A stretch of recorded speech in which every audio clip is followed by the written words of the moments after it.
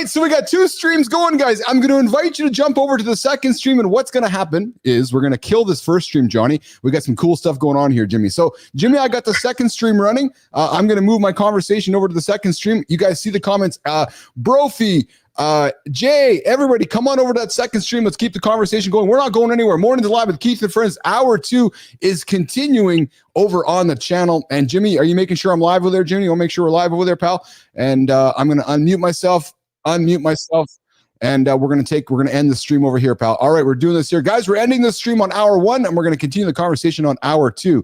So, Jimmy, I'm doing this. And Jimmy, you end the streams here, pal. You end them, buddy, and we'll keep it going here. We're doing this. Listen, I invited you guys to walk towards failure and fear with us this morning in real time, and we're doing that right now here on Mornings in the Lab with Keith and Friends. And there we go. Good. I got the audio up here. So there we go, guys. We are on the second hour stream here. Jimmy, we got it going, brother. Good job, man. This is awesome. We are getting it after it here on hour 2 of Mornings in the Lab with Keith and Friends. Okay, so Jim, let's just do a quick little check if we are good with everything here, and I think we are. So I'm going to get rid of this one here, and we're going to bring this one over here, and we're going to do that right here like that, and we are going to do this right here like this, and we're going to do that like that over there. All right, guys, let's just keep it rocking and rolling here. Let's get some tunes up for you guys. Listen. 431-300-3005, the live Mornings in the Lab text line. I invite you guys to come on and join the live conversation, getting after it here in the lab. Jim, how does the audio sound, pal?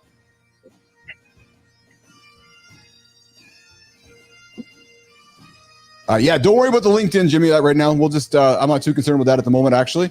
Let's just keep this rocking and rolling over here. I just got to exit this over here.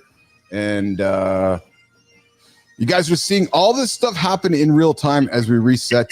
So you guys all want to know why? I'm going to tell you all why.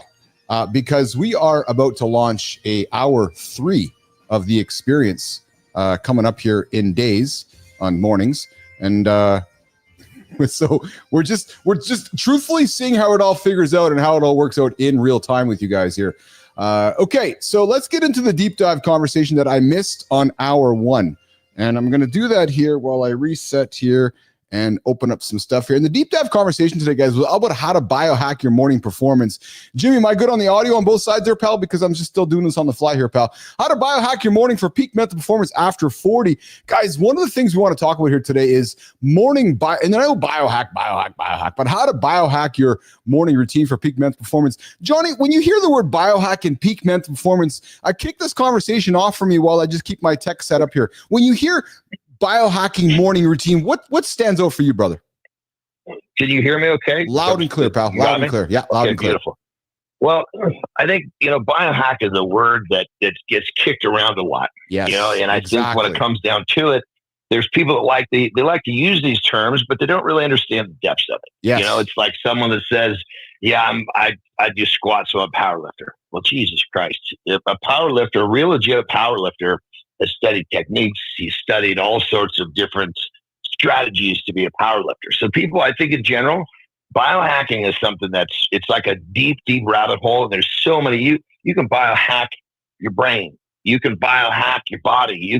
There's so many things and ways to biohack, because really what it comes down to is it's a term that's just basically allowing you to, I guess I like to connect it to it's just self-improvement. How are you choosing to use this term? What part of you are you hacking to improve, so to speak? I agree with you. And where I wanted to keep it simple, Johnny, for the conversation, because I agree. I find sometimes the world leans into, good morning, Danny. I see you there in the comments. Danny, number 12. Welcome to Mornings in the Lab with Keith and Friends. You got Johnny on the hotline, 431-300-3005. The only morning show to help you guys get your ass out of bed every single day. We're talking morning biohacking routines. And then, guys, we're going to get into a conversation in a few moments about, are we making our men soft the way they were parenting sons in today's day and age?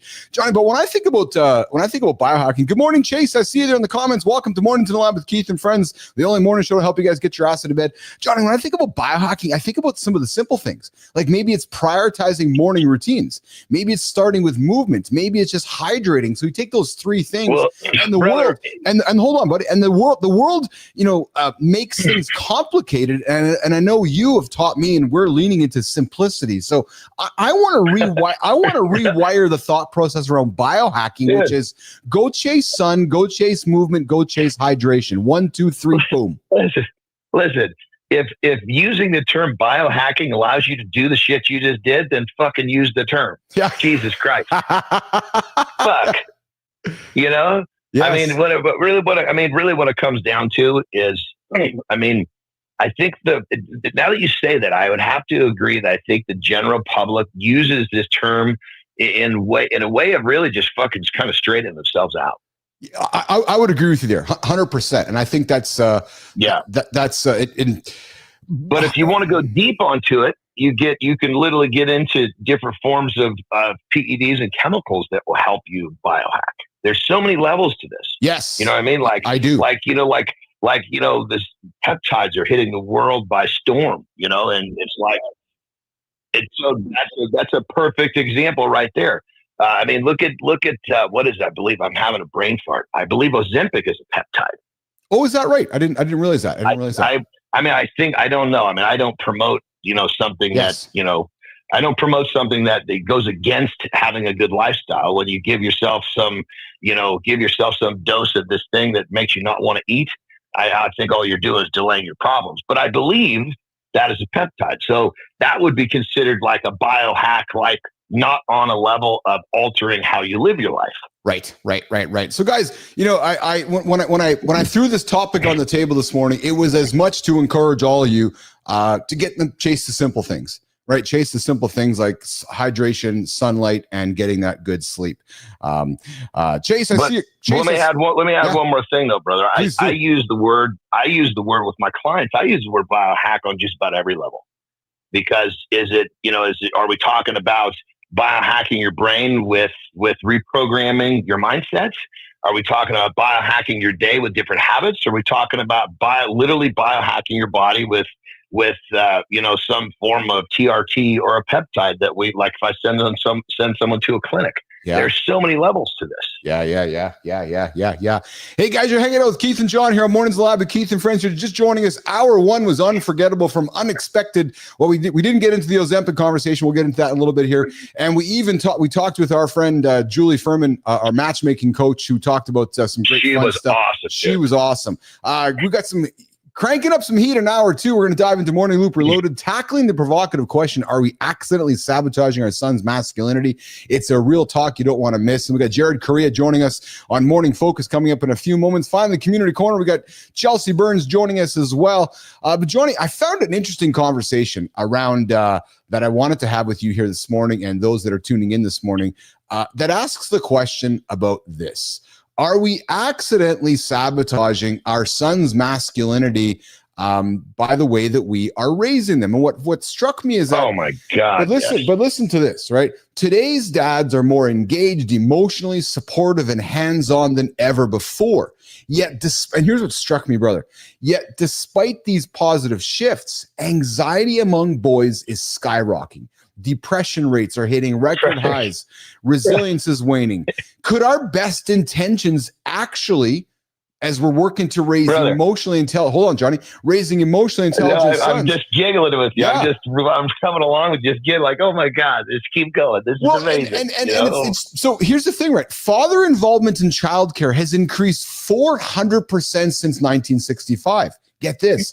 Yet, boys' emotional expression has increased by 67% in the last decade. And here's what's concerning is that anxiety rates have increased since 2015. Modern fathers spend an average of 7.5 hours weekly on childcare activities versus 2.5 in the 60s and 70s. So I think of how I was raised and you were raised. My dad was leaning into the 2.5 hours per week, whereas Fathers of today, 7.5 hours of today. Yet boys today have more anxiety than ever before. Johnny, thoughts on that, bro? Brother, I got one phrase that fucking sums up the last fucking 20 minutes of you going through all this bullshit. Yeah. Right? Yeah. One fucking phrase. Everybody gets a trophy. Why, yes. Yes. I mean, Jesus Christ. If you, as a father, you have to fucking teach your kid to take their fucking lumps, stand up like a fucking man, and try again. You fell, you failed. Shit happens. This is life. This is fucking Little League. Losing in Little League, is nothing compared to real life. But we're this idea that, oh, you're going to feel bad if you didn't win. Well, that's part of fucking life. You have to learn to overcome the losses. Yes. And so, of course, anxiety's fucking sky high because these fucking kids are waiting for their fucking parents to come to the fucking rescue and give them a goddamn trophy. There's something certain to be said for a shift in society around giving everybody something, right? Just for showing up, right? So I don't think that there's, I think that there, for example, when I played Little League, at the end of the fucking season, the fucking best players got awards, but everybody got the fucking barbecue. You got a barbecue for participating. So everybody got something, but not everybody was the guy that the kid that hits the most home runs shouldn't be standing next to the little fucking guy who was, basically not even trying. But yet we do. Whether it was holding the same fucking piece of hardware. Yes. No, I listen, I hear it. And I truthfully, Johnny, Jimmy, I'm squeezing this conversation here this morning because I threw it on the agenda to talk about. I think it's one we want to come back with, though. It's certainly one we absolutely want to come back with. It's because it's a deep conversation. Let me sum this up. Yeah. I'm sorry. I know we're moving. We've got to move on from it. It's just, so I had girls. Yeah, I know you did. Right? Yes. And I told all my girls, I said, look, I need you to go out there and give it your best. I said, if you're taking a hard fall, if you're going down hard enough that the impact of you hitting the ground is going to change the trajectory of your life we are working so hard to create, I will break your fall. Other than that, you need to take your lumps. This is what teaches you how to be a successful human being. And telling them that, number one, it kind of made them realize, okay, it's okay to try and fail and get back up. But number two, they also realized that they were going to have some accountability for their fucking actions. You have to. I think so. I'm of the same opinion as you there. You got to encourage the kids to win, but also encourage them to fail and accept failure, and that because that's going to be part of life, right? And we got Mike McCullough. Dude, your boy is a perfect example, dude. He just went through. Yes. Stood tall, stood proud.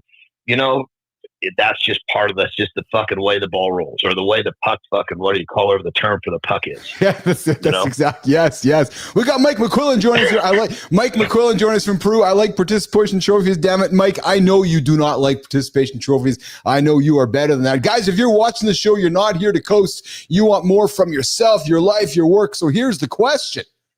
What are you doing to feed that? This morning on Mornings in Lab, we have a membership that's about helping you make progress towards the goal. Of course, the show is free, but if you want a little bit more, we got membership starting at $2.99 a month, and every cent is going right back into building this platform, creating more tools, more conversations, and more ways to help you win the day and your next chapter. And guys, you're also getting a shot to join the live experience on Free for All Fridays. But more importantly, you're casting your vote for who you are becoming. So I invite you guys to invest in that and join us right here in the lab at 8 o'clock Eastern time every single day. Before we bring our guest, Jared Correia, in a couple moments here, we've been talking Ozempic here on the show here. Guys, Ozempic has become the miracle weight loss drug, Johnny, of choice for celebrities and everyday people alike. But male users are now coming forward with a shocking side effect that nobody warned them about: significant changes to their package to the genitalia. Now, this isn't raising questions about vanity. It's raising serious questions about informed consent and pharmaceutical transparency. Johnny, the pharmaceutical industry's focus on weight loss may be overshadowing important conversations about sexual health benefits. Apparently, yeah. Apparently, medical experts explain that rapid weight loss from any cause, including Ozempic, can affect testosterone levels, blood flow, potentially leading to your penis shrinking and erectile issues that could be happening. Some men report permanent changes even after stopping the medication, while others experience temporary effects that resolve over time. The bottom line, Johnny, is that pharmacists and doctors are giving this drug to humans, to men, and men aren't recognizing that their penis might shrink. It's perfect because this is the way the pharmaceutical world works. Yes, I know. Here's this drug for this problem. Now this drug's going to create another problem. So once you got the other problem, come get this one. Well, how many fucking men are going to go running for the new fucking pill to make their fucking nuts start hanging again? Every one of them. This is brilliant. It is, isn't it? Because that's just how it works, right? Yeah. But here's the thing. I can have some personal testimonies. I've never taken this drug before, of course. Yeah. But in a bodybuilding competition, that last 4 weeks, man, you're way under your requirements. Yes. Because it's what you have to do to yourself in the last handful of weeks. And let me tell you, the stuff, it doesn't resemble what it did before the whole fucking process. You know, your shit keep in mind, it's blood. Well, your blood, when you're not eating, your blood is not rich. It's not full. Volume of your blood is down. Well, your fucking shaft gets filled with that.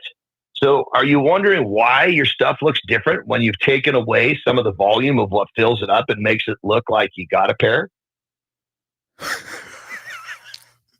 Wise advice from Jon Andersen this morning on Mornings. I mean, I got to tell you, here's a better way to do it. Yeah. The last couple of fucking weeks before, when you're that really hard cut, right? It looks like you just got out of a fucking freezing cold pool all the time.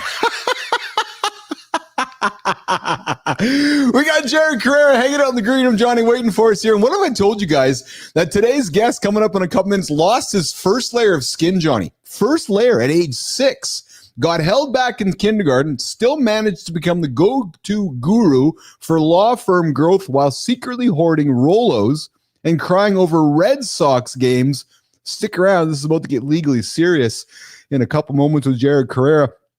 Johnny, we got some comments from the community here. We got Mike McQuillan coming in with, my dad was Little League president one year. We got into a head-on collision with participation trophies in the back of the station wagon. I almost died for participation trophies. Oh, McQuillan. Look at that. These things are dangerous. They're dangerous in more than one effect. Oh, my God. There you go. McQuillan, we got to get you on for Free for All Fridays, brother. And yes, Ozempic. Oh, I like this. Here's how McQuillan frames it out. Ozempic is a participation trophy. Isn't that an interesting way to put it, right? Because that's very much there. And Good Time, I see you there, brother. Okay, we back. I lost you guys. So Good Time, we're making some changes to the show here. As you know, we're working our way to a 3-hour show here, and we're playing with kind of these separating the hours up on time here. So I'm appreciative that you've hung out with us and joined us here on this side of the stream. All right, Johnny, let's do this. Let's bring in our guy. Let's bring in our next guest here, Jimmy. We've got Jared Correia, CEO of Red Cave Law Firm, who's the Red Cave Law Firm consulting, co-founder of Gideon Software, and a guy who's somehow managed to turn legal consulting into an art form while maintaining an unhealthy obsession with James Taylor. Well, I like James Taylor and Rolo's Candy. He's worked for thousands of law firms across the globe and hosts not one, Johnny, but 2 successful podcasts. Hold on, Jimmy, all these fucking guys in podcasts, man. Johnny, we got to get them over to the live side of the coin. We got to get them stepping into the fire of doing live conversations, just walking towards the failure. This podcast stuff, it's recorded, it's edited, it's made to be perfect. It's all AI shit. Come on, Correia, you're better than that, man. You're a lawyer. You got to get on stage live, brother. We're going to chat about law firm growth, AI adoption, why consultants aren't just expensive echo chambers, and how surviving childhood skin loss apparently prepared him for dealing with difficult attorneys. This morning on Mornings Live, we're going to welcome in our guest, Jimmy. Let's bring him up, Jared Correia. What's up, Jared? Now would be a good time to say I've never taken Ozempic, right? That's exactly correct. Yeah. Yeah. Thanks for having me, man. I appreciate it. How are you? I just got to get you. How are you, brother? Are you good? Good. I'm doing well. Yeah. How you doing? I'm awesome, man. Where are you joining? You joining us from Boston today? Yes. I live outside of Boston, so I'm here at my house. Nicely done. Nice. So you're hearing us have some giggles about Ozempic and actually, let me ask you a question. Are you a father? Yes. Boys or girls? One boy, one girl. Are we raising boys that are losing masculinity because we're spending too much time on emotional intelligence and emotional and development? Like, have we swung the bat too far, Jared, on the way we're raising boys and we're losing masculinity with the next generation of men? Jared? I don't know. Like I like that my son has some level of emotional intelligence, and he's an athlete as well. So honestly, like I'm happy that he has both. He's an emotionally intelligent kid. He's smart. He's good to his friends, and he's also a really great athlete. So I don't know. I'm not seeing that personally, but that's just me. Yeah, it's interesting. Well, but real quick, see, that's where it's supposed to be.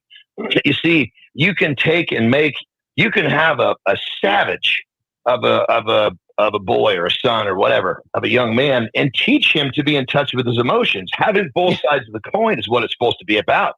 It's not supposed to be robbing his manhood to make him, put him on the other side so deep that he can't function in the real world. Yes. I like him to be able to talk with everybody, and he's very good with that. So yeah, that's why I try to thread the needle a little bit. Absolutely, brother. Both sides of the fence. That's the way it should be. Hell yeah. Great job. Love to hear it. I think we can have deep chats about fathering and masculinity and so forth, but I want to continue the chat going on, get to know Jared a little bit here. Jared, you say that consultants get accused of just repeating clients' ideas back to them in a slightly different way. I love that. When I saw your posts and I saw your content, I'm like, this guy's drinking my coffee, man, because I think it falls very similar that way. What's the most hilariously wrong assumption a law firm has made about what you do? Oh yeah, I mean, I think that's number one, which is why I said it. I think everybody thinks that consultants are like just affirming what they have to say. Yes. But my whole thing is like I'm trying to challenge people to do different things, to get them out of their comfort zone, to think about their business in a different way. I try to do that every day, every single conversation I have with people, and it's not easy. And I think a lot of consultants go out there and they do the repetitive thing where they're like, oh, you're doing a great job just to keep the relationship moving forward. But I don't care if people are pissed off at me as long as their business is moving in the right direction. So I think a lot of people want to have a consultant that's just a yes man, but I definitely don't want to do that. That's not the approach that I take. Yeah. Well, but on that level, if somebody hires you, same with me, it's if we're not coaching them to do something different, why in the hell did you hire us? Right. There's a reason you called me, right? Yeah. It's like, well, I get that all the time. Well, this is really different from what I'm used to doing. I said, well, would you be happy if I told you to do what you were doing before you came to me? Right. Oh, that's actually a really good point. Well, no shit, McFly. Jared, you went from law to consulting. Talk us through the moment that you realize, because we love transformation. I love these moments when the light bulbs go on, like the ahas, right? Walk us through the moment you realized that you wanted to leave practicing law. And was there a specific moment where you're like, just fuck it, I'm done with this?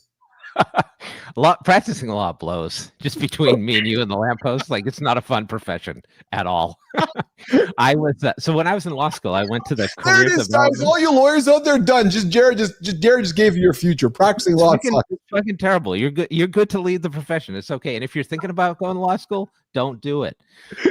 So when I was in law school, I went to the career development office and I was like, hey, I think I want to do consulting because I'm into business management. I don't think I want to practice law.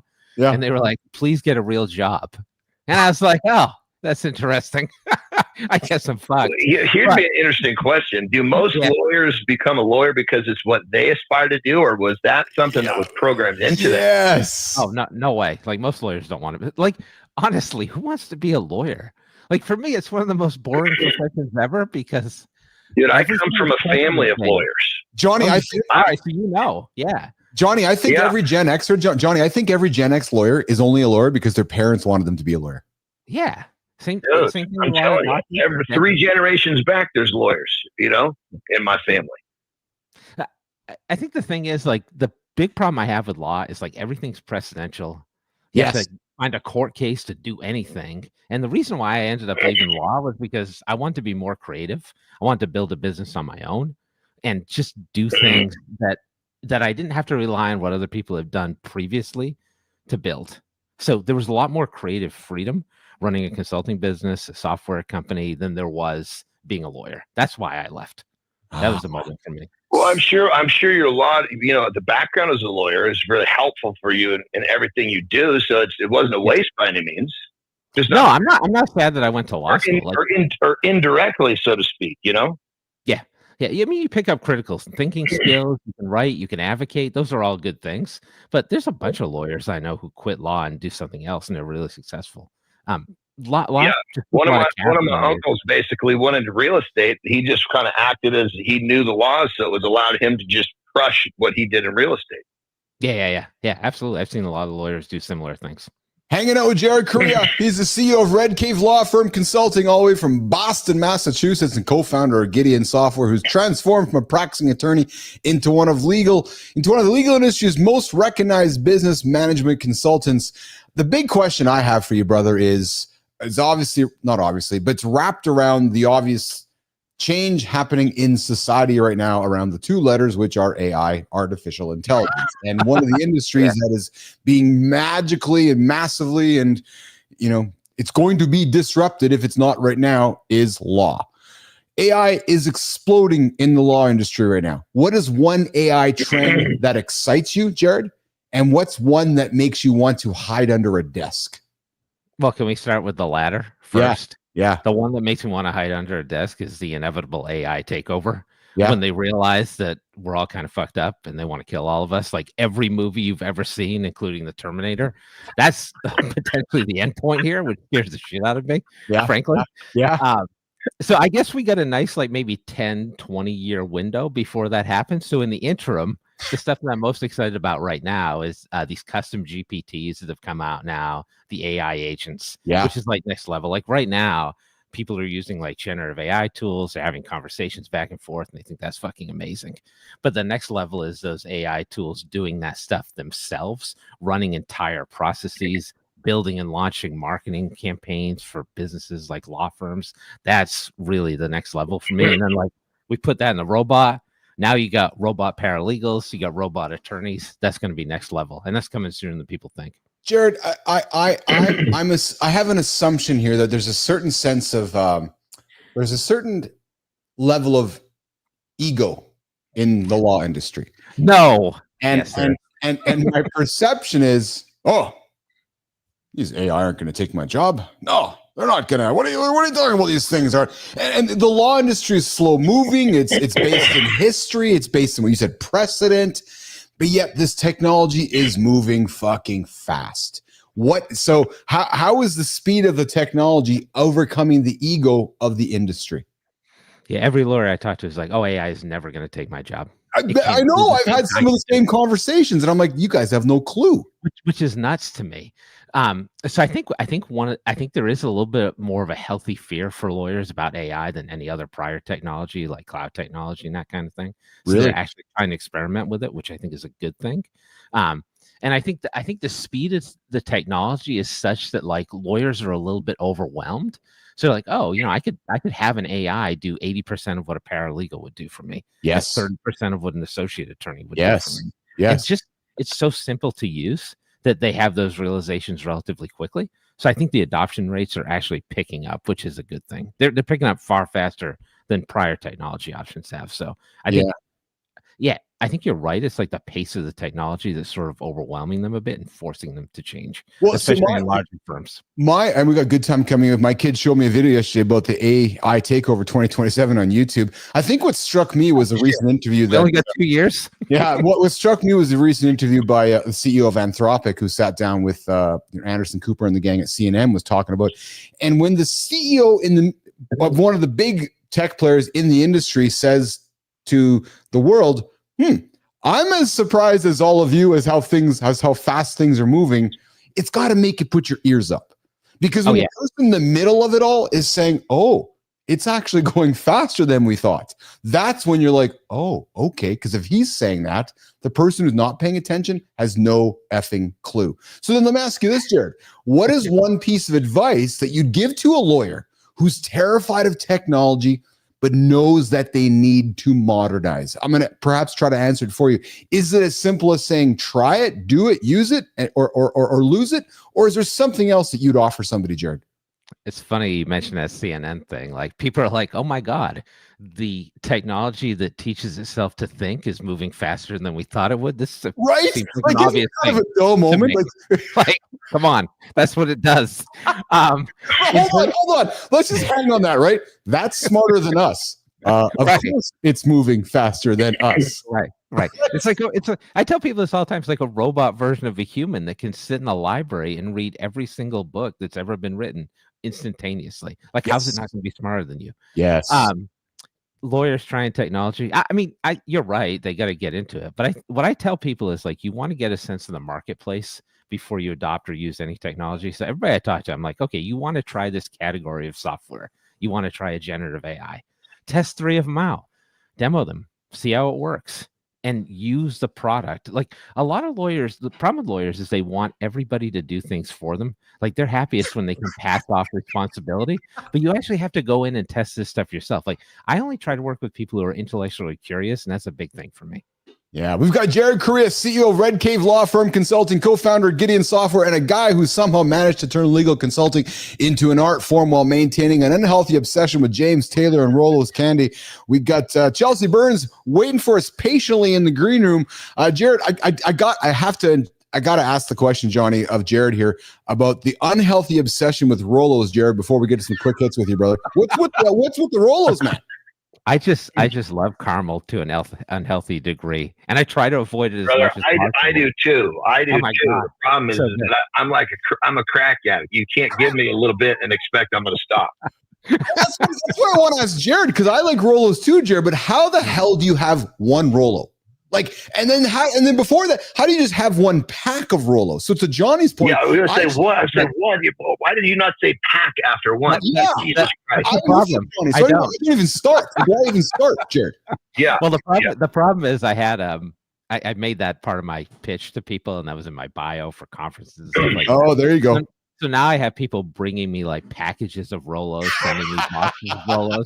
So that is my issue. Yeah, by one, I meant one. That means that people are going to start bringing me, basically pocket meat. Are going to start showing up with a Ziploc bag with a burger in it. For me, then this is perfect. Dude, we got pocket meat for sale in the Morning Store coming up. Good time. The Morning Store, official pocket meat from Jon Andersen on Mornings in the Lab with Keith and friends. We got Chelsea Burns joining us in a couple moments. Yeah, Jared, if you don't know pocket meat, so Johnny's a big fan of pocket meat. We always got to have our protein handy. So when the next time you meet Johnny, you go walk up to him, you might find a bag of meat in his pocket. And Johnny keeps it a nice temperature. See, brother Jared, if I give you a hug, you might say, "Are you happy to see me? Is there a burger in your pocket?"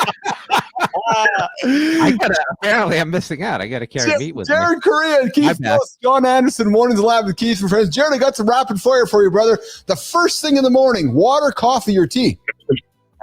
Iced tea, unsweetened iced tea. Oh, worst fashion advice you've made as an adult. I'm sorry, worst fashion choice you've made as an adult. I'm making it right now. No, I'm just kidding. I wear shorts 365 days out of the year. Dude, you know your ass is naked on that chair down there. Don't even fucking. I'm not wearing pants. Exactly. I know your ass cheeks just right sitting there, just hanging out there on the chair. I know they are. And Chelsea, I see you laughing. Chelsea, I know your naked ass is sitting there too. Don't deny it, Chelsea. Don't deny it. I know it is. All right. Jared, if you could eat only one candy for the rest of your life, would it actually be Rolos? Oh, hell yeah. Yeah. Oh. Just sleeves of Rolos all the way. Beatles, Rolling Stones, or of course the inevitable James Taylor. Oh, James Taylor. Of course. My favorite singer of all time. Listen to the back catalog, people. All his shit is great. I love James Taylor too, brother. I get you on that one. Yeah. Too. Most embarrassing autocorrect fail in a professional email. I mean, I'm sure I've autocorrected words to dick multiple times before. I've also signed off emails as love to clients numerous times. And then the last big deep question for you, brother, before we close it off for you, pal, is looking back at that 6-year-old kid who lost his first layer of skin, got held back in kindergarten. What would you tell him about the weird, wonderful career path that he was about to embark on? And then more importantly, when did you first rediscover that the Rolos were the secret to that business success? I would tell that boy that once his skin grows back, he's going to be getting a ton of free Rolos. It's going to be an amazing life. When did I first discover Rolos? Probably one Halloween at some point. Any caramel candy will do, though. Seriously. Caramels. That's awesome. Jared, where can folks connect with you, find you, engage with Jared Correia from Boston, Massachusetts? You just Google me, or you can go to my website, redcavelegal.com. Thanks for having me. This is really fun. Awesome. Johnny, going to say goodbye to Jared? Jared, say bye to Johnny? Jared, good shit, brother. Good shit. I'm getting my meat wrapped up so I can put it in my pocket right now. Literally. I'm telling you, the beautiful thing is you leave it in there long enough, your thigh will even warm it up for you. Pocket meat. It's on. Pocket meat advice with Jon Andersen. Johnny, you going to get out here too, brother? Yeah, I got to jump. I've got a massive podcast today, which I'm really excited about. All right, Jimmy, we're going to walk Johnny out, and Jimmy, we're going to walk Jared out. And in a minute, we're going to walk in our next guest, Chelsea Burns. Jared, I appreciate you, brother. Looking forward to connecting with you later today. Yes, same. Thanks for hanging out with me this morning. Thank you, Jared. Thanks. Take it easy, guys. All right. Johnny, it worked. Johnny, this worked, man. The phone worked, pal. Dude, I got to tell you, I'm really enjoying all the freedom I have during the show here. Oh, no. Yeah, I'll be honest. I may or may not have been in the bathroom today. I may or may not have.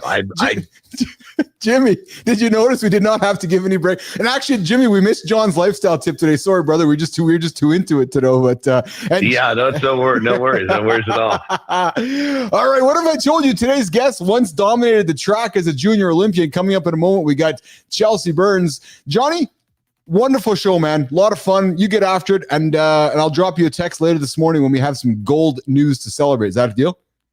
Yeah, it's perfect because I should be getting freed up right about that time. And if I'm a few minutes, no big deal. Also, too, I didn't realize I'm going to be here tomorrow morning. So we'll just have to bring me in on the telephone. 100%. We'll make it happen, brother. Did you say the baby. Telephone, the old ancient telephone, the new Mornings in the Lab hotline, 431-300-3005. Send your text, send your voicemail, or just give us a fucking call, just like Joe Fontana did this morning. Anderson, I love you, brother. Great conversation, pal. Get after it, okay? Love you too, brother. Let's rock. Keep up the good work. I look forward to tomorrow morning already. All right, pal. You have a good one, buddy. All right, let's get after it. Let's get after it. What if I told you that today's guest, we celebrated her, Jimmy. We celebrated this guest a couple of weeks ago, and she showed up pretty promptly.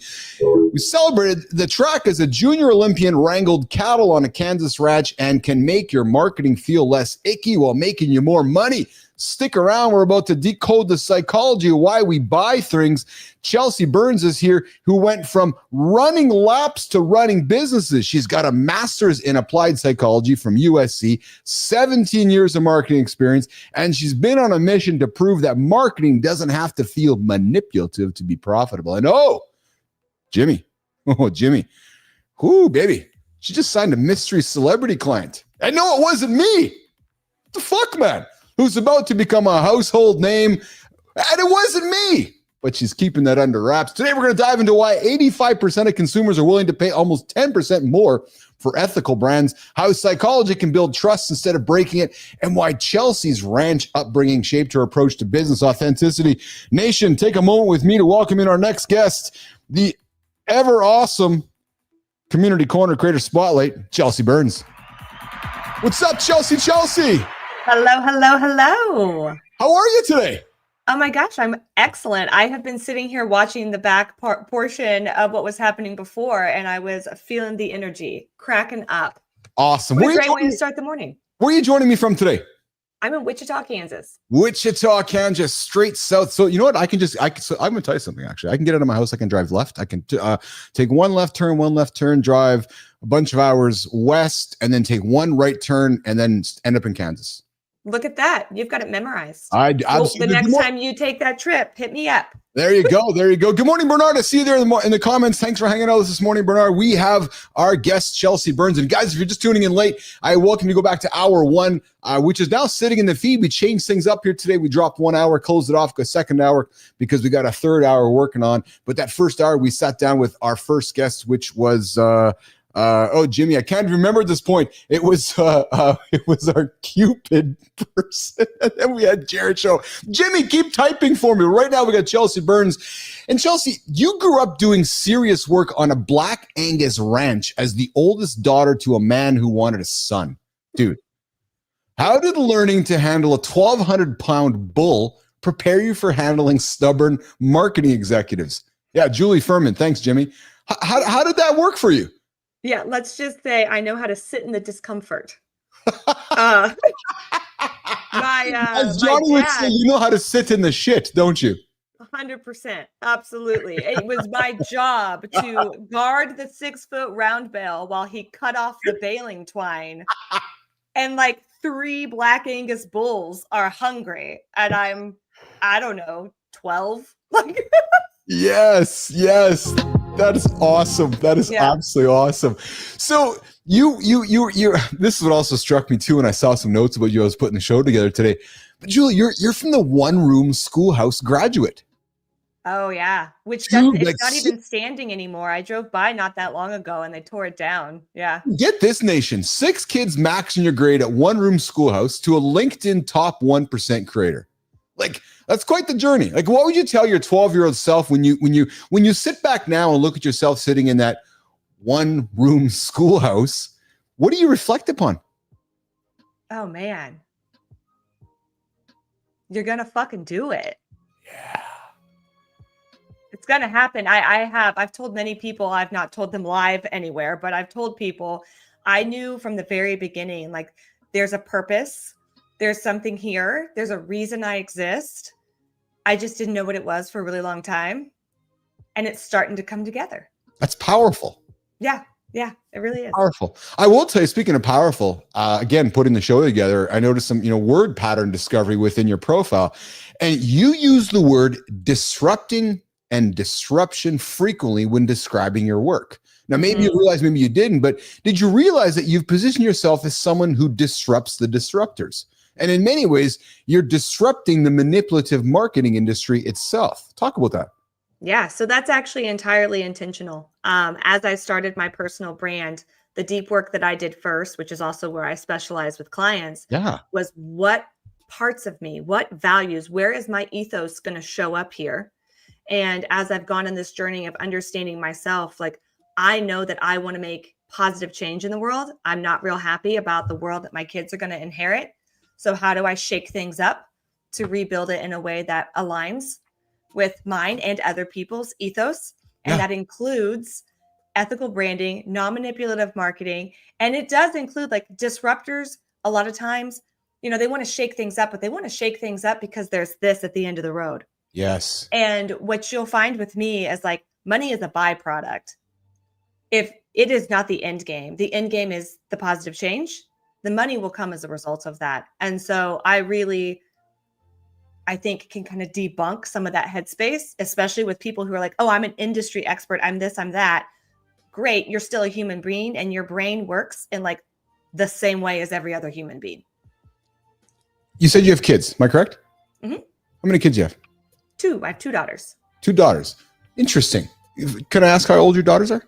9 and 5. 9 and 5. One of the topics of today's conversation was, are we accidentally sabotaging our son's masculinity? Now, you're a mother of daughters, but you have friends with boys, and you have, and I'm sure boys are around, your daughters have boys that are friends and so forth. As a mother of young children, as a mother of young daughters, what is your opinion on this concept, this idea, and this question that maybe is being asked in society right now? That, back in the 60s and 70s, fathers were spending 2.5 hours average per week with their boys. Now, fathers, perhaps your husband, is spending 7.5 to 8 hours a week with their kids. Do you think that us parents are sabotaging the masculinity of boys as we're raising them in 2025? Chelsea. Loaded question that I'm probably going to debunk in a couple of different ways, because from a psychological standpoint, a secure attachment with a parent is instrumental in the success of a child's life. Mm-hmm. And that is not just with a mother. As a matter of fact, a secure attachment with a father can drastically change the trajectory of a child. It improves their physical health. It improves their cognitive functioning from the very beginning all the way through. And so at the same time that, yes, there's this increase in time, I do think that that is a good thing. Mm-hmm. If we start to talk about society, to me, society and the parental roles are like a little bit different. Society as this construct is this outside external force, right? So what I would say there is really more of the fact that like we're all masculine and feminine. Mm-hmm. We all have masculinity and femininity. We need both of those things to survive. Do you think society perhaps has moved a little too far to the feminine side, the emotional state, and not enough where? And I want to offer to you. I invite people often on this show to judge the book by its cover. Judge me, judge John, and judge Marty, because like, oh, big man show, big man show. Well, actually, no, we talk about feelings. We talk about emotional intelligence. We talk about all the great things that I believe make a solid human being in 2025. What made me really curious about this was some of the stats and some of the, and we have some experts and some humans saying we've gone too far with participation trophies and making boys too soft, and we haven't encouraged some of the masculinity that maybe your daughters as they grow up might desire. So here's what's interesting. Because of the dynamic in which I was raised, yes, right? Oldest daughter, dad was pretty vocal about like, man, I always thought I was going to have sons. Thank God I have these athletic, badass daughters, basically. I have a real interesting perspective when it comes to gender norms and all of those things, because I was kind of simultaneously raised at both, right? I was expected to go work the cattle, to fix the fence, to clean out the trailer, to drive the four-wheeler, at the same time that I was expected to go help fix the meals, take them out to the guys, bring the food back in, clean up the kitchen. And so for me, it was like, I feel like looking back on it, I got this really beautiful mix of both. Interesting. And I have the skill set where I feel like I kind of like chameleon around. Yeah. But I don't know if it's necessarily attached to gender so much as just like learning how to live this holistic life. Because the thing that I see with society is that we've removed our children from nature, and we've removed our children from the experiences that they need to experience hardship, disappointment, unknowing, right? They have so much at their disposal to just get the answers immediately. When I do think that there's great value in kind of like, go figure it out. And that's why, I mean, we're a no screen family. We're no internet family. You can hand your phone to my 9-year-old. She will not know what to do with it. Wow. Because we want them to live this life where they're present, they're where their feet are, you know, and they have all different sorts of jobs. They have different sorts of roles. So yeah, and I don't know that I want to speak too terribly much to any of the research or science in that space because I'm not an expert there. Yeah, 100%. So this is just kind of like. Yeah, I get it. And that's, you know, what we like to do here in the show is have conversations with opinions and so forth. With Father's Day around the corner, what's one thing that you reflect on what you learned from your father? One thing. So my dad is a self-employed commercial electrician and a farmer. And this man worked his ass off. Yeah. He worked from the moment he got up to the moment the sun went down. And I think at the time, and for a lot of years, I resented some of it. I was working cattle. My birthday's in late October. That's when the cattle come home from pasture. I was working cattle a lot during that time. I missed some birthdays. Yes. And at the time, like there was some resentment about it. Yes. And it was just a few months ago that I was piecing together, like, I learned how to work like this from this man. And I learned how to believe in myself. And my dad, several years ago, before I had kids, actually, we were sitting at a table with my other sisters. And he said something about, I am so proud of the fact that I raised these strong, independent women. And then he looked around at the fact that all of the seats next to us were empty and it was just us women. And he goes, sometimes I wonder if too strong and independently. Chelsea, you just gave me goosebumps. I got goosebumps. I got mist in my eyes. What a wonderful tribute to speak about your father that way. Yeah. You know, Mike McQuillan coming in saying, nice, Chelsea, you nailed it. Matthew Roofy with Shaken Brother. You know, yes, you go figure it out. I'll be here to catch you. Take risks. Don't just consume and create. Love that. Chelsea, let's continue your journey. So you were a junior Olympian by 12. Like, dude, nation 12. The girl's getting after by 12. Dad didn't have nothing to do with that, Chelsea. I'm sure not at all. No, not at all. But making left-hand turns on tracks. Now you're making strategic pivots in business. Yeah. Chelsea, what's the connection between athletic discipline and entrepreneurial success? Because we talk about the business athlete is one and the same. And when you have athletic discipline, there's no question that it contributes to entrepreneurial success. What's the connection, Chelsea? Yeah. So I've talked about this a lot because there is a lot of commonality, right? You see a lot of athletes that go on to do these things. And here's where I land with it. I started competing when I was 6. And I ran all the way through nonstop to college and post-college for a little bit. And you learn how to show up, and you learn that the glory doesn't come by just you have to put in the reps. Yeah. I was talented. I was always naturally talented, but I worked really hard. And so I was able to achieve things that people who had like greater skill sets than me couldn't always achieve because they didn't put in the work. And I think the other thing too, is I was a middle distance sprinter. I mean, I've done all the events basically minus hurdles, but as a middle distance sprinter, that shit hurts immediately. It's gonna hurt. And it feels like you're dying. But about 5 minutes after you cross the line, you're fine. Yeah. And then you look back and go, oh, I could have ran that third corner faster. Yeah. Man, I let up right there. You know? And so the same thing with entrepreneurship is it's like, oof, this hurts. But I know as soon as I get to this next area, you're like, oh, okay. I did it. I did that. And so I think a lot of it is mental. And I know you hear 90% of it is mental. Some of it's physical. I mean, I have the endurance to get up every day and get on my computer. I don't take a break. I take breaks for my kids, but when I have a goal, I get after it. And there's this really cool saying from Bill Bowerman, who helped, I think he created or maybe helped create Nike.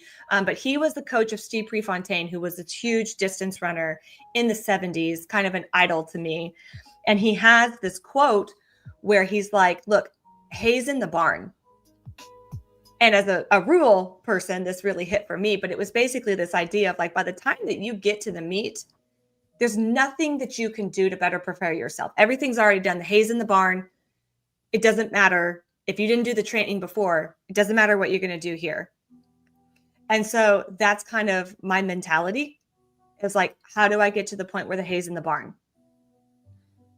How do I get to the point where the hay's in the barn? I often say to somebody who is like, I want to go into business. I'm like, why don't you go run a marathon or climb a mountain first? Go teach yourself about endurance. Yeah. Go sit. Hey, Chelsea, here's Dad talking. Hey, Chelsea, go sit and watch the cattle for 6 hours. Really? What do I got to do? Just watch the cattle. Right, because then it's in your head, right, Chelsea? Right, because when you're 30 and when you become a parent and become a business owner, and you're busting your ass to build that presentation or await the word from the client you're kind of trying to pitch, that's all endurance. That's all in your head. Exactly. Nothing to do with the 5 minutes where it's hurting because that 5 minutes is going to be done, right? So it's Fit presenter coming in with every marathoner gets a medal. Are they soft too? Interesting question, Fit. Interesting question, Mike. What was it again? Every marathoner gets a medal. Every marathoner gets a medal. Are they soft too? Because we were talking about, right, is society accidentally making, sabotaging young men, right? And we talk about, when people marathon, they do get marathons, right? And are we encouraging softness with that? It's an interesting, provocative question. But here's my question. Have you ran a marathon? I've climbed mountains. I have not ran a marathon. Right. I haven't ran a marathon. Yeah, but I've climbed mountains and I've built a business. I've successfully built a business and exited for $50 million. So I've been on both sides. 100%. And I've done some amazing things too. Yes. I hiked the whole Grand Canyon. Without training. And we can list it off. But my point with the marathon is running a marathon is an accomplishment, whether you're placing or not. Yes. And very few people actually do the work to accomplish those things, when you look statistically, it's like the drop off, like if you can consistently run for X whatever days, the drop off and how many people stick with it. So to me, no, you're not soft. We're not making people soft by telling them you did a really fucking good job. You put in the work and you just pushed your body to 26.2 miles, because running distance like that is not always like, there are certain times where, yes, you are competing against other people, but for the most people, that race is against yourself. Yeah. Mike McQuillan ran my first marathon on 8 hours notice. That's getting after Mike. Mike, you know why I love you, brother? You know why you succeeded at that? Because you get after it every single day. And when you get after it every single day, and when something comes up on short notice, whether it's business, right, Chelsea? You got to get a presentation for you right now. Yeah, ready. Right? Or you got to run a marathon right now. You're ready. Hey, we're hanging out with Chelsea Burns, who's dropping nuggets this morning, guys. The marketing psychologist who went from running laps to running businesses. She's got a master's in applied psychology from USC. Only 17 years, guys. Not 12, not 20, only 17 years of experience. And she's on a mission to prove that marketing doesn't have to feel manipulative to be profitable. And she's recently signed a mystery celebrity client, and she's not going to tell me who it is, because that would probably break her NDA. But hey, we're going to do some fun stuff here. We're going to do some rapid fire, Chelsea. And then I want to do what I want to do with you is I want to do the creator spotlight and take the light that I handed over to you so we can shine over in some of your. Oh, you got a dog in your world, do you? I'm so sorry. I knew it was going to happen. No. Don't be sorry. What kind of dog you got? I have 2 dogs. I have a little Chihuahua mix, and then I have like a bigger, just from the shelter dog. I love it. I got a Pomeranian, and I have an English Bulldog. So I love my dogs. So do not be apologetic. All the barking's welcome. Dogs are welcome on Mornings in the Lab with Keith and Friends. Wonderful. But Chelsea, let's get after it, girl. Rapid fire. Here we go. Ready? I think so. All right. Ranch work or track practice? Which one was harder? Oh, track practice. Oh, come on. Is Dad listening? A morning person or night owl? A morning person. Cattle or clients? Who's more stubborn? Clients. Yes, I would agree with you. Not a question. No, it's just a fact, actually. Not even make that a fucking question. One word to describe manipulative marketing. Icky. Oh, track and field event you'd compete in today. 800-meter dash. Oh, coffee or tea? Coffee. Kansas or California? Where's your heart? Kansas. Of course it is. Psychology textbook or marketing guru book? What is on your nightstand, Chelsea Burns? Never a marketing guru book. Never. Actually. Oh, man. And some closing question before we get to the creator spotlight, Chelsea. If you had to write a book about the biggest mistake you see smart business owners making with their marketing psychology, Chelsea, what would chapter 1 be called, and what's the first line? Interesting. I am in the process of writing that book. And chapter 1 is currently why manipulative marketing isn't sustainable. And the first line is, would you rather have success in the next 30 days, or would you rather have success over the course of the next 30 years? Oh, dude. Say that again. Would you rather have success in the next 30 days, or would you rather have success over the next 30 years? Jimmy, let's just drop the fucking mic and get out of here. See you guys. That is solid. That's absolutely solid. I love that. That's some good advice there, Chelsea Burns. Yeah. Before we get to the creator spotlight, I want to offer one thing up to you, which you said, which I'm really struck by, and I think I want to have you back to continue the conversation. I'm really inspired by your no internet, no connectivity with the kids and the lifestyle you're teaching your children and so forth. One of the things that I would invite you to perhaps consider is something I have really focused on with my children. Is so I'm an internet nerd. I'm an AI guy. I'm all in on the internet. So I'm swimming in a different stream than you within regards to that. However, one of the parenting tactics I have embraced, and I've spoken to other parents about it, is that society marketers have convinced humans that these devices are nothing but consumption devices. When in reality, I encourage my kids, if you're going to use an hour of consumption, I want to see an hour of creation. Yeah. Right. Yep. So I've really encouraged my kids to use these devices as much as a creation device and less as a consumption device so that they can be prepared for what's coming in the future. And that's not set up with any judgment. It's just more so because sometimes when I say this to parents, they're like, oh, I never even thought about that. Yeah. I'm like, because marketing's done a really good job convincing us that we can just consume, when in reality, you as being a 1% LinkedIn marketer, networker, somebody has to consume the content that you're creating. Mm-hmm. Yeah. Yep. My daughter recently launched her first business. Yes. And, how old is she? 9? She's 9. So did my daughter. That's awesome. Tell me more. Yeah. So she sees homeless people on the side of the street and she wants to be able to give them more. So we talked about donating to the local program. And so she was like, how do I get more money? Because she gets an allowance for all the things she does, but it's not much. So she decided that she's really good at making beaded bracelets. Wow. She likes to read people's energy. So she started a bracelet making business called Vibe Beads. And part of her proceeds goes to the local homeless shelter. But as part of that, she goes, Mom, can I make a sign for the front yard? And we live in a quiet neighborhood, cul-de-sac. And I said, I'll do you one better. It's time to start using the internet. Dude, that is awesome.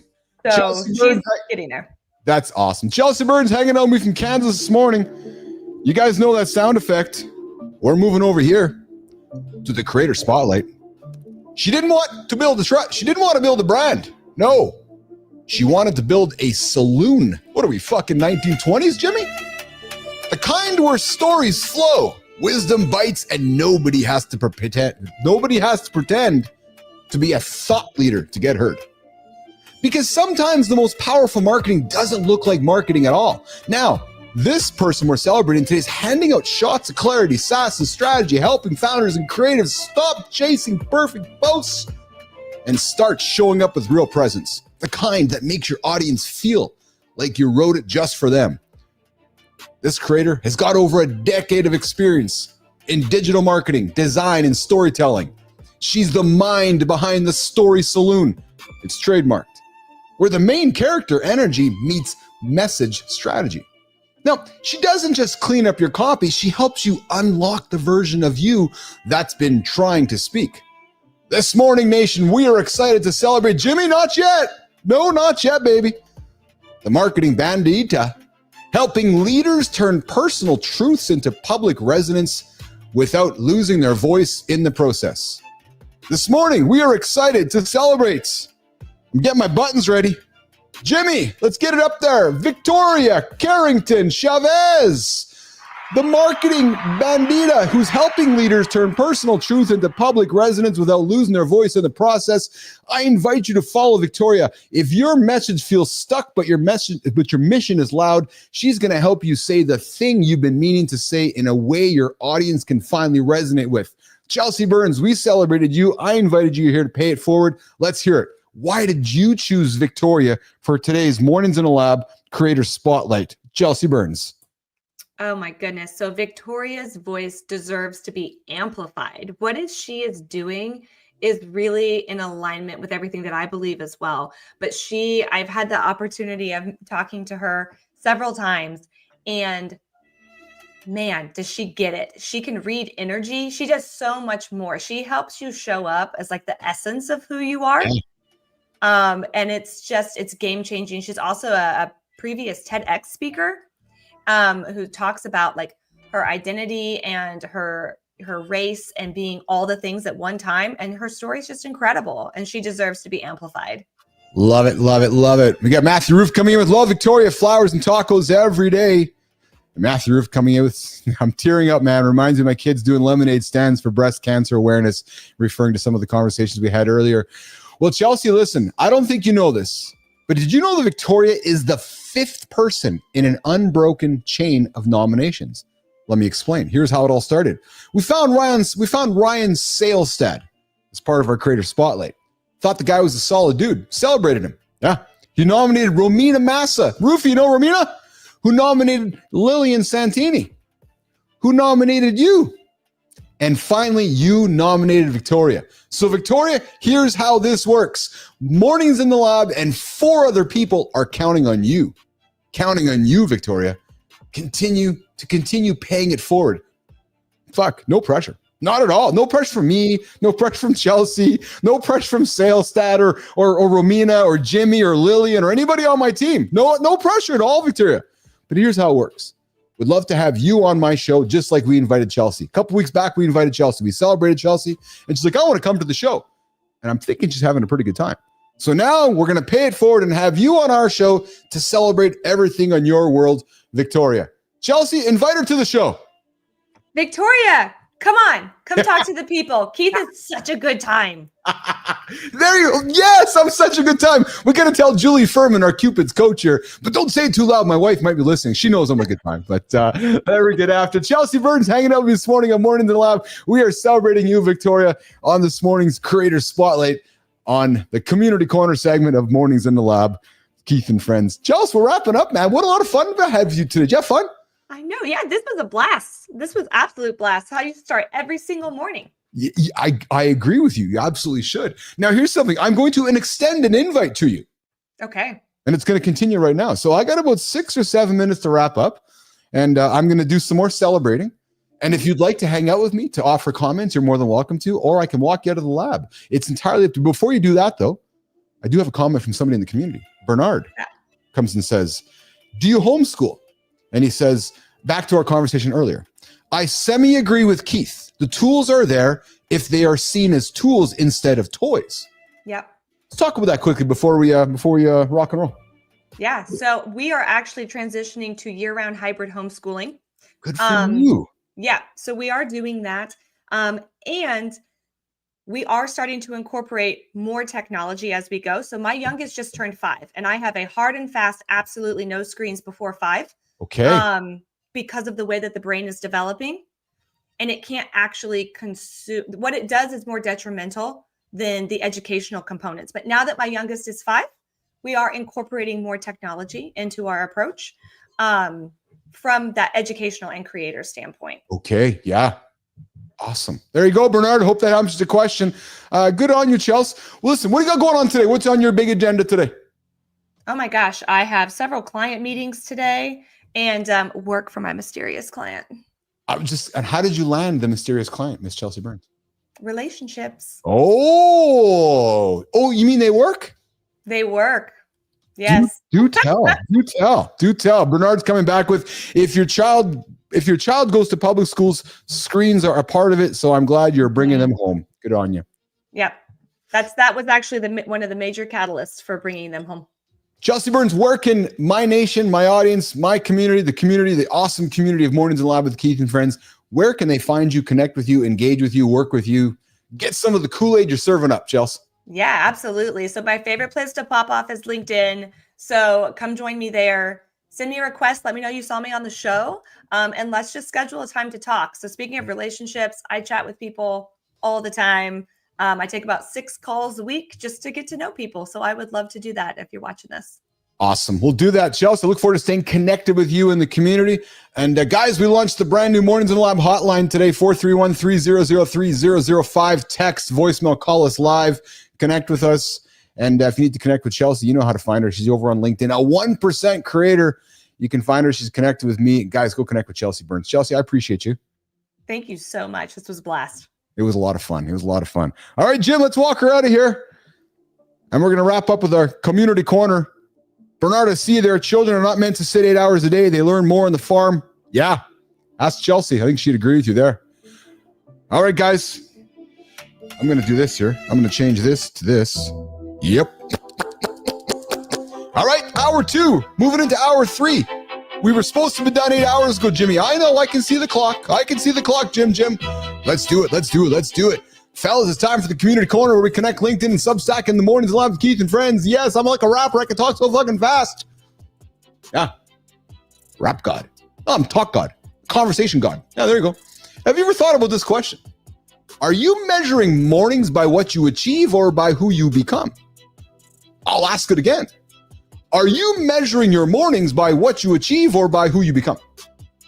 Let's get into some real talk for a dose of morning motivation, starting over on Substack. Jimmy, what does success look like for me now? Yeah, not me. That's what Nick Huno asked himself, and the answer surprised him. It wasn't about money, more followers, or even more recognition. It was about waking up genuinely excited for the day ahead, not because of what he'd achieve, but because of who he gets to be. I invite you to think about this. Maybe the real return on investment is becoming more of ourselves every day. Maybe this is what personal development is actually all about.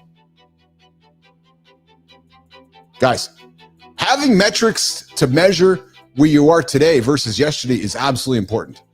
But if you're chasing numbers just because, stop. Stop. And ask yourself, next question. What does success look like for me? Ask it, you guys. Ask it. I invite you to ask it. All right, coming up, next one. Are you committed or are you just kind of interested? Staying on Substack, Jimmy, Dr. Julie Gerner brings the heat with another thought-provoking question. Are you living your stated commitments or just talking a good time? Are we talking about good time? We got you in the comment. We got you in the script here today, brother. This creator has worked with everyone from billionaires to engineers and beginners and top performers. All have one thing in common. One thing in common. Unfucking wavering commitment. No hedging. No sort of. No maybe. No one day. No someday. If your morning mindset is all about audacious goals, great. Great. Awesome. But if you limit your effort, you're going to get limited results. Think about that. If you limit your effort, you're going to get limited results. We may be your daily accountability partner, but we can't do the push-ups for you. We can't live your commitments. That is on you. So I ask you this, Mornings in the Lab Nation, to all my business athletes out there, what are you committed to right now? And what are you all in on? I know what I'm all in on. I'm all in on this fucking show. I'm all in on this platform, just like Rufy is, just like Melissa is, just like Jimmy is, just like Andersen is, just like Marty is. Yes. So what the hell are you in right now? Ask yourself. All right, Jim, let's keep it rolling, brother. Let's keep it rolling, brother. Let's move it over to LinkedIn. Your word. Your word. Your word is your reputation. I invite you not to gamble with it. And Michael Craigholm gets vulnerable, admitting that he fucked up recently. And here's what he learned from that experience. You got to push boundaries, but never gamble with your reputation. Because if you say you'll do something, you better fucking do it. If you say you'll be somewhere, show up on time and prepared. Michael even ties us back to being a dad and how he kept his promise to take his daughter out for steak. Whatever you do, you got to keep your word. That's how you build trust and momentum in business and at home. Such succinct, powerful, direct words of truth. All right, keeping it going here over on LinkedIn. Breaking the chains of emotional disconnection for men. Shining the light on men's mental health never gets old. We do it every single day here in the lab. Greg Heyer talks about how, for decades, men have been conditioned to disconnect emotionally. We'll beat this drum proudly until the entire world catches on, nation. But the idea that men shouldn't be in touch with their emotions, there's a should word, Jimmy, just shoulding around here, shoulding. It's fucking frankly dangerous. Paralyzing men from speaking up and asking for help. That's why we invite men into the lab. To cry, to beat the anxiety, to battle their insecurities. Let's continue to normalize the conversation and support the hell out of each other, guys. Let's start wiping out that toxic shit out the door. Let me bring this back to the question that I asked you guys at the beginning. Let me ask you this one. Are you measuring your mornings by your achievements or by the man you're becoming? Because guys, I want to ask you this. Think about that. If you want your story featured on the show, I invite you to follow us on Substack and LinkedIn and tag us in the post. Remember, your story could be the spark for someone else's transformation, and that's the power of community. And before we wrap it up, we're going to keep it going here with one last person to celebrate over on Substack. Jimmy, I see you. This guy lost his mom to cancer. Oh, baby. 2 weeks later, he lost his dog.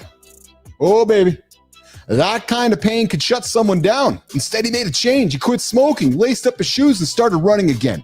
Not to escape, but to move forward. He wasn't chasing speed. He was chasing peace, and he found it on trails, in stories, and in the quiet middle of the pack.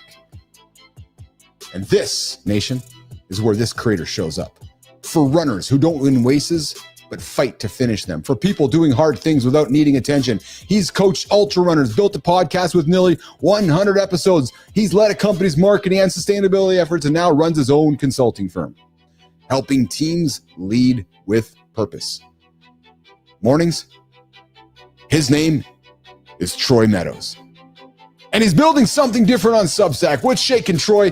His writing is honest. His podcast amplifies voices most people miss, and his coaching focuses on mindset, not just miles.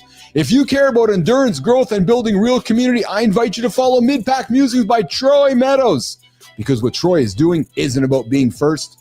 It's about showing up and going deep. And Troy, would love to have you on my show. Would love to take the light, give it to you so you can celebrate somebody in your orbit as part of the next Community Corner Creator Spotlight on Mornings in the Lab with Keith and Friends. All right. Well, Jimmy, we did it, man. Woo, we did it. We actually did it. Yes. Mike McQuillan, you hung out with us. Thanks, brother. I appreciate you, brother. The effort deserves a reward. Every kid does not get a trophy. I appreciate you, man. Every participant gets a trophy. Way to go, Troy. Mike McQuillan, brother, again, I just want to call you out and just say how much I appreciate the time you give to us. We're launching Free for All Fridays. Come join the conversation, hang out with us. Be drive, be driven. Be driven equipment. I'm all in as it gets until I reach the top or I lose it all right now. It's win or figure it out and win. And of course, we got Lady Drew always coming in, sticking with those commitments. And Be Drive is who I become because my first 6 hours is about me. I love it, man. I'm the same way, brother. My morning non-negotiables. Okay, my bladder is telling me that it's time to get the hell out of here. So I got to get the hell out of here, guys. On behalf of everybody that was here, we'll see you guys tomorrow, 8 o'clock Eastern time. I'm Keith Billis. Mornings in the Lab with Keith and Friends. We're done.